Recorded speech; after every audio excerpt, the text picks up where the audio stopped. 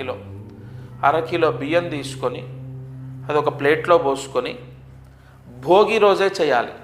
భోగి రోజు మధ్యాహ్నం 12:30 లోపు చేయాలి. ఈ దీపము భోగి యోగాన్ని, సర్వభాగ్య భోగ యోగాన్ని ప్రసాదిస్తుంది. ఎందుకంటే బుధవారం, అందులో విశేష నక్షత్రంలో ఈ భోగి రావడం, రవి సంక్రమణ మహాముహూర్త ఛాయాయోగం అంటారు. ఆ ప్లేట్లో బియ్యం పోసుకొని దానిపైన ఇది బియ్యపిండితో చేసిన కుంది, బియ్యపిండితో చేసిన కుందిలో ఆవు నెయ్యి 3 ఒత్తులు ఒక ఒత్తిగా చేసి దీపం, ఆ రోజంతా దీపం మీ పూజా మందిరంలో భోగి దీపం వెలగాలి.